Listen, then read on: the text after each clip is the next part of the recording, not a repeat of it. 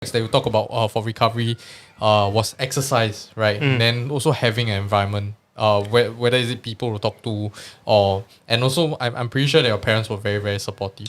Yes, thanks for pointing that out, Ita. Okay, so I guess we can talk about recovery, right? If you ask me a question, what are the factors that led to recovery? I always break it down into 3 factors, right? The first one is medication and professional help. I do believe that that's important because, like I said, depression is partially a chemistry imbalance. So you need, medication that can potentially help you. Okay? How exactly it's diagnosed, I don't know. I'm not a doctor, but I can just say for myself that professional help did help me. I believe so lah. Second thing is social connectedness. I was talking to a mental health researcher recently as well into recovery for mental health in an Asian context. He was saying that in Asian societies, we value connection a bit more. So we want people to know what we're going through. We want to feel supported. But unfortunately, because of the stigma we have, right, people don't have that sometimes. And they prolong their journey of pain because they don't have anyone to support them. I was so fortunate that my parents did not fully understand, but they empathized with me. They were the best support for me. I had 1 or 2 close friends, right, from JC that also helped me out. And one from secondary school as well. So to them, I owe them my life. Okay, I say it literally because during that period, I needed the most support, right? They were there for me. Social connectedness.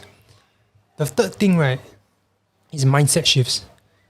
Talking about letting go of the identity, right? It's not as hokey pokey as it is. Let me explain.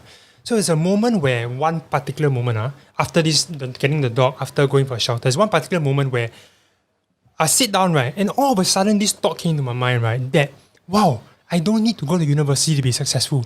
I could, at that point in time, I thought about breeding dogs. I thought about being a jockey. Of course, I didn't become a jockey, but that thought actually helped me. I said, hey, I could chart a different path for myself. Success is not defined by just my grades alone. So, because of that thought entered me, right, I just felt suddenly a burden being lifted from my chest. I felt my mind literally clearing up. I felt the epiphany. Interestingly, that epiphany, right, was the start of mania. Really crazy part, but let's talk about it later. Right. But basically, that was a start. That had to happen because I surrendered my old identity. I said I no longer need to be Kevin, straight A student, doing well in my whatever. I can still create a different path for myself.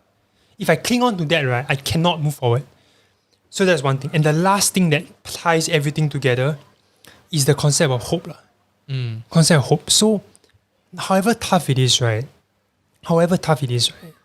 And if you're watching this as well, right, and you are maybe having certain challenges, as tough as it is, I understand, but you have to find places where there are glimmers of hope. It can be in a friend, it can be in volunteering, whatever provides you that glimmer of hope, right? You cling on to it with everything you have. At certain points, right, I really felt that there was no way I was going to become the person I am today. No way. But because I clung on to that hope that there could be a better tomorrow, I am who I am today.